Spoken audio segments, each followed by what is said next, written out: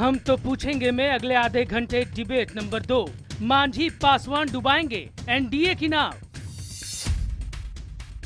इतना के बाद भी अगर दिमाग का पर्दा नहीं खुलता है और वो कहते हैं कि अभी ट्रायल में है, तो भाई उनके बुद्धि पर हमको तरस आती है। बिहार विधानसभा चुनाव से पहले एनडीए में छिड़ी मांझी पासवान में जंग। जानकारों की माने तो सीटों के बंटवारे को लेकर दोनों पार्टियां दबाव बनाने की रणनीति पर कर रही हैं काम, और दबाव की इसी रणनीति के तहत मांझी रामविलास पासवान पर परिवारवाद को लेकर भी हावी होने की पुरजोर कोशिश कर रहे हैं। वो दबी जुबान में ज्यादा सीटों की मांग भी कर रहे हैं। अपनी अपनी सीट पर सबका दावा होता है। कुछ सीटों पर बीजेपी का दावा है, उसी सीट पर मांझी जी का भी दावा है, उसी सीट पे पासवान जी का दावा है, उसी सीट पे रालोसपा का दावा है। लेकिन हम जब मिलकर बैठेंगे तो सबको हल कर लेंगे। एलजेपी अब स्थिति संभालने में जुटी है तो वहीं विपक्षी मजे ले रहे हैं। हमारे प्रदेश के बहुत सम्मानित नेताओं में से एक हैं, मुझसे बहुत बड़े हैं, मेरे लिए बहुत आदरणीय हैं, इसीलिए उनकी कही हुई किसी भी बात पर मैं कोई टिप्पणी नहीं करूंगा, क्योंकि मैं वो परिप्रेक्ष्य नहीं समझ पाया। अगर लालू जी को अगर परिवार की चिंता होती तो हम भी चिराग पासवान जी जैसे पार्लियामेंट्री बोर्ड के अध्यक्ष होते। हम तो पूछेंगे, क्या बिहार में एनडीए की नाव डुबोएगी मांझी पासवान की जंग? तो इसी मुद्दे पर चर्चा करेंगे कि क्या मांझी और पासवान की जो आपस में खींचतान चल रही है एनडीए के भीतर, क्या ये बीजेपी के लिए, एनडीए के लिए परेशानी का सबब बन सकती है? क्या मांझी साहब इन तेवरों से बीजेपी या एनडीए की नाव को डुबो देंगे? इसी पर बात करते हैं। कुछ खास मेहमान मेरे साथ जुड़ रहे हैं।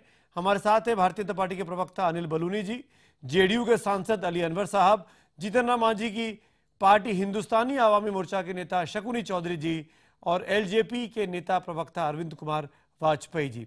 सबसे पहला मैं आपको बता दूं, 60 सेकंड शुरू में आप लोगों को ओपनिंग रिमार्क के लिए मिलते हैं, जिसमें कोई को भी बीच में दखल नहीं देने दिया जाता। लेकिन जब चारों पैनलिस्ट बोल लेंगे उसके बाद इस डिबेट को शुरू करेंगे, तब आप एक दूसरे की बात को काट भी सकते हैं, इंटरवीन भी कर सकते हैं, इंटरजेक्शन भी ला सकते हैं, सब आप पे डिपेंड करेगा। सबसे पहला 60 सेकंड का वक्त मैं देना चाहूंगा AK वाजपेयी साहब को, एलजेपी के नेता हैं। क्या वाजपेयी साहब, मेरा 60 सवाल आपसे बहुत सीधा सा है, क्या एलजेपी नहीं चाहती कि जीतन राम मांझी को इंपॉर्टेंस एनडीए गठबंधन में मिले? 60 सेकंड अब शुरू होते हैं। देखिए, ऐसा है सुमित जी कि एनडीए में जो गठबंधन की पार्टियां हैं, गठबंधन का एक धर्म होता है, उसकी कुछ सीमाएं होती हैं, उसकी कुछ रेखाएं होती हैं, लेकिन साथ ही साथ गठबंधन की पार्टियां ये चाहती हैं कि ज़्यादा से ज़्यादा सीटें उनको मिलें, जिससे ज़्यादा से ज़्यादा प्रत्याशी उनके जीत के आएँ, और ये हर पार्टी का हक भी है। लेकिन यहाँ गठबंधन में, हमारे एनडीए के गठबंधन में जो गठबंधन का धर्म निभाना है, बड़े भाई की भूमिका में बीजेपी है। लेकिन इसके साथ साथ ही एलजेपी का एक इतिहास है। अभी हाल में ही लोकसभा से 6 सांसद हमारे जीत के आए हैं। हमारी पास्ट परफॉर्मेंस का एक रिकॉर्ड है, उसके बेस पे हम लोगों का एक क्लेम है जो हम बीजेपी के सामने रख रहे हैं। उस पर 2-4 मीटिंग हो भी चुकी हैं, आगे 1-2 दिन में कुछ ना कुछ फाइनल होने का बनना है। लेकिन इसके साथ सवाल ये हुआ कि मांझी जी ने कोई स्टेटमेंट दे दी, तो मांझी जी ने जो स्टेटमेंट दी है वो स्टेटमेंट कोई व्यक्तिगत आपेक्ष करना है, उन्होंने किस लिए कहा है, किस लिए नहीं कहा है, ये जनता देख रही है। लेकिन इसके साथ एक और बात बड़ी है कि पासवान जी जो हमारी पार्टी के, वाजपेयी जी 60 सेकंड पूरे हो गए, सॉरी अब मुझे इंटरवीन करना पड़ेगा। 60 सेकंड तक बहुत बार मन किया बीच में आगे कुछ टोकूं, लेकिन जब मैं ही नहीं टोक रहा था तो मैं जाहिर तौर पर शकुनी चौधरी का तो और मन कर रहा होगा। शकुनी जी, मैं आपके पास आना चाहूंगा। आप बिहार के वरिष्ठ नेताओं में से एक हैं, आप सुन रहे थे वाजपेयी साहब की बातों को। क्या सब कुछ ठीक नहीं है आपके गठबंधन में? क्या यह हो रहा है कि पासवान साहब ऐसा चाहते हैं कि जो लोग उनकी पार्टी छोड़कर आपकी पार्टी में आ गए हैं, उनको आपकी पार्टी से टिकट ना मिले इस बार? जवाब दीजिए, आपके 60 सेकंड अब शुरू होते हैं। शकुनी चौधरी। देखिए, गठबंधन धर्म है कि सब एक दूसरे को सम्मान करें, और सम्मान ही सबसे बड़ा गठबंधन का खास पहलू होता है। जब कोई आदमी किसी के बारे में बोलता है तो उसको जवाब देना भी जरूरी हो जाता है। लेकिन जो बोलने वाले लोग हैं, उनसे मैं सभी लोगों से प्रार्थना करता हूं कि आप गठबंधन धर्म के पालन को करें किसी भी हालत में। और अमित शाह के यहाँ जो बैठक हुई थी, उस बिल्कुल। बैठक में ये तय हो गया था कि कोई किसी के बारे में कोई टिप्पणी नहीं करेंगे, लेकिन जब कोई टिप्पणी करता है तो फिर उसके बाद मैंने कोई दूसरा टिप्पणी करता है, तो मीडिया इसी चीज़ को ज़्यादा उभारता है कि कहाँ कौन टिप्पणी किया, और उसके बाद सभी लोग मैंने सोचते हैं कि ये बात कहाँ से आई। मैं आपको इतना ही विश्वास दिलाता हूँ, टिप्पणी बहुत अच्छी थी। शकुनी चौधरी जी, माफी के साथ 60 सेकंड आपके पूरे हुए। अब अगली बारी है अनिल बलूनी की। इस एनडीए गठबंधन का सबसे बड़ा दल है अनिल बलूनी का, बीजेपी का। अनिल बलूनी साहब, अभी तो सीटों का बंटवारा भी नहीं हुआ। दो बड़े और अहम नेता जो चेहरे हैं बिहार में दलित राजनीति के, अति दलित, महादलित राजनीति के, वो आपस में खींचतान कर रहे हैं और पब्लिक डोमेन में हो रहा है। क्या बीजेपी को लगता है कि ये आपकी नाव को डुबोने के लिए ये लड़ाई खतरनाक भी साबित हो सकती है? आपके 60 सेकंड अब शुरू होते हैं। देखिए सुमित जी, आप ये जो आज पूरा मसला जो आप बता रहे हैं मांझी जी और पासवान जी का, असली में बिहार की जनता के सामने विषय दूसरा है। बिहार की जनता के सामने आज विषय है कि जिस प्रकार से 25 सालों से राज किया जा रहा है, जिस प्रकार से शासन चलाया जा रहा है।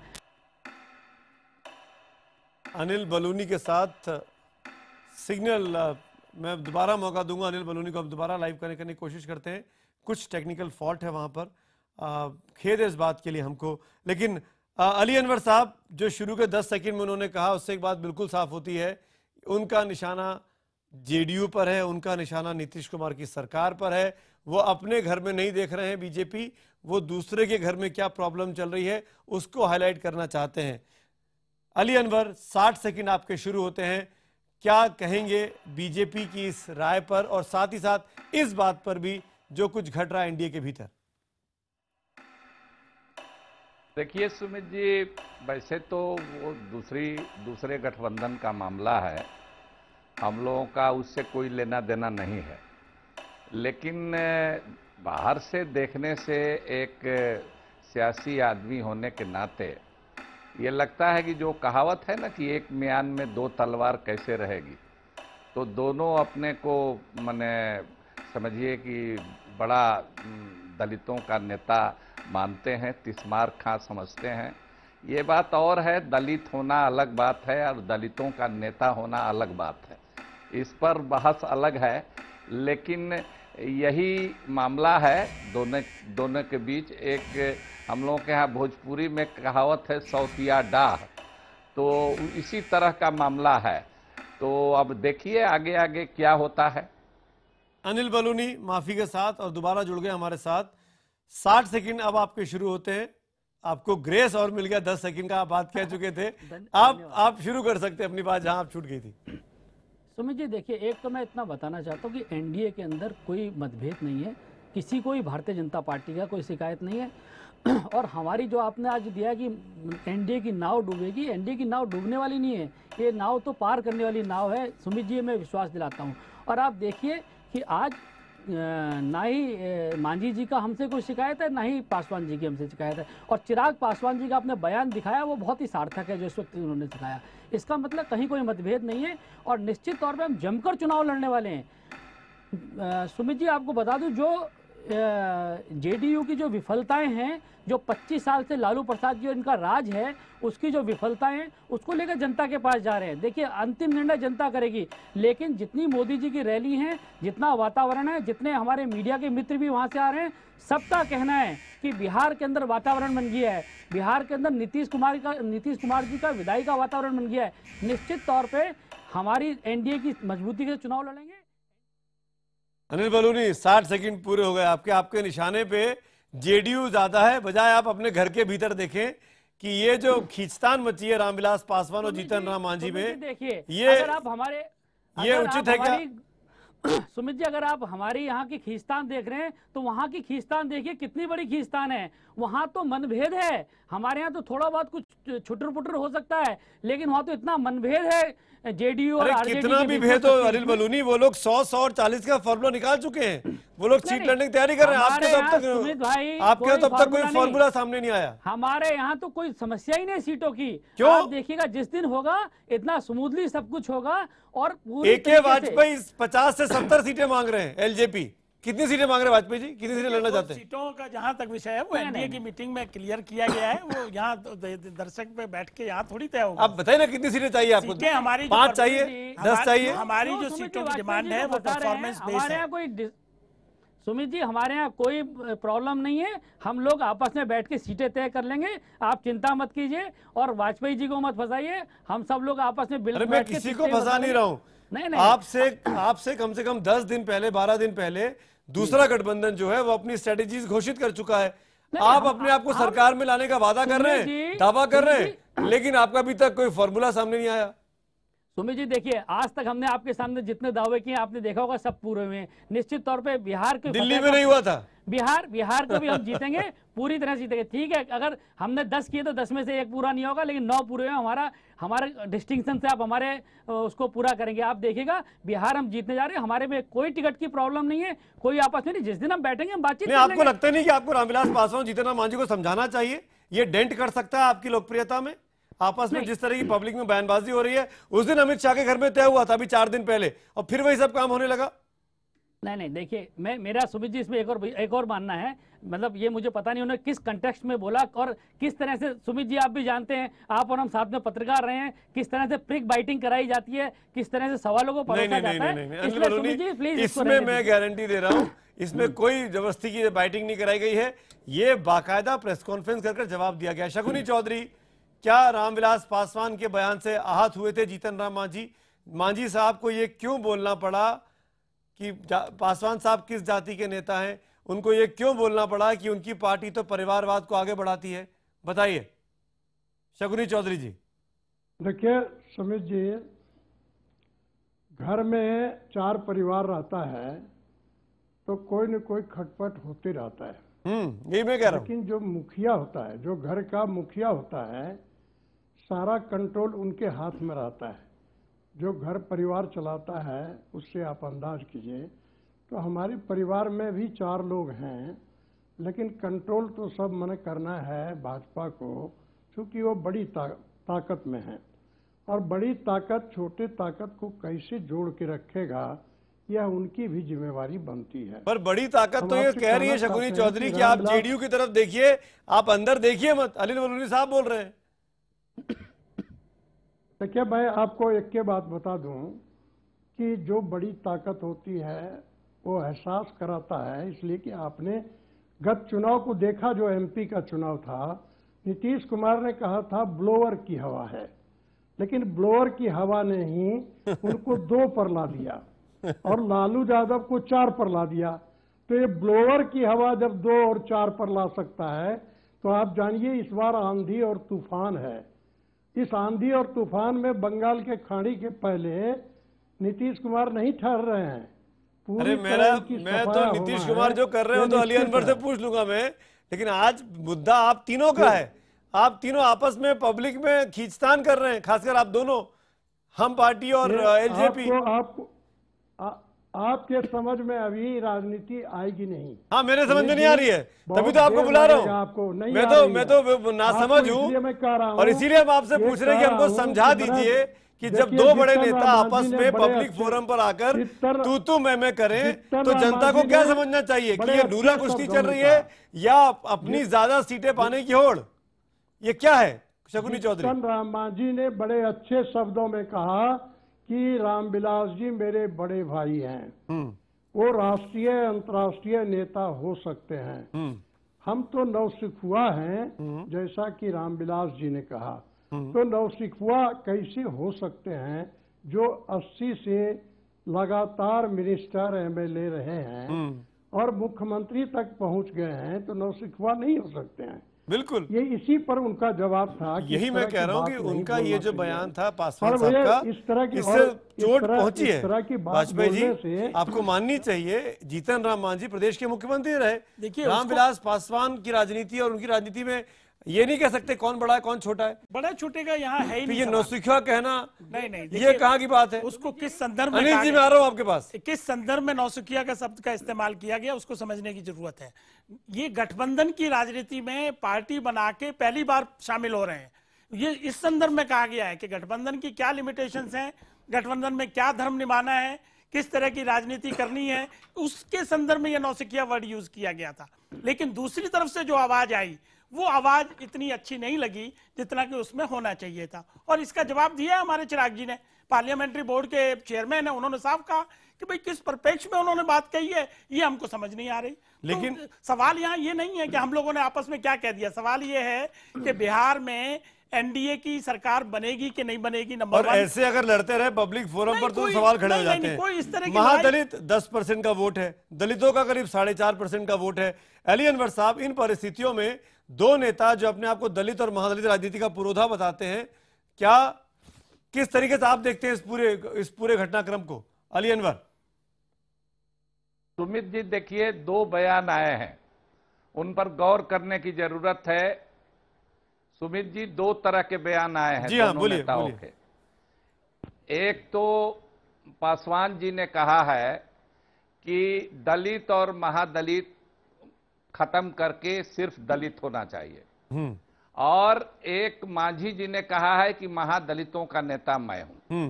इसका मतलब कि एक बुनियादी जो कंट्राडिक्शन है वो जो पासवान जी पहले भी कहते रहे हैं कि महादलित बना करके नीतीश जी ने ठीक नहीं किया, जबकि मांझी जी अभी भी, उस समय तो हम लोगों के साथ थे तो उसमें थे ही महादलित में, लेकिन अब भी उस स्टैंड पर कायम है।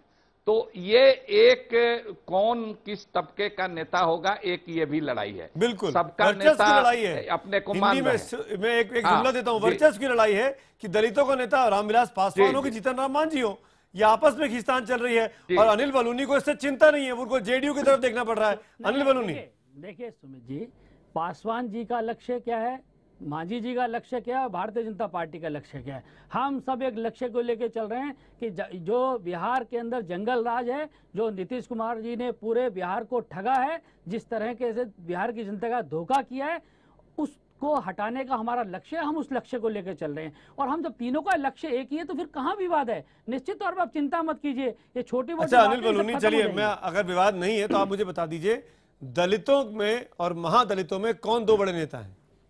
नहीं देखिए, बताइए ना, पासवान है कि जीतन राम मांझी है? आप बताइए। अच्छा देखिए, पासवान जी वाकई बहुत बड़े नेता हैं। बताइए, बिहार के अंदर पासवान जी कोई छोटे नेता है? और मांझी जी जो है वो किस तरीके से दलित और महादलित उनको लेते हैं, आप देखिए बिहार के अंदर। चलिए, ये आसान सवाल था आपके लिए, अब इस सवाल को मैं मुश्किल कर देता हूँ। इन दोनों में से बड़ा नेता कौन है?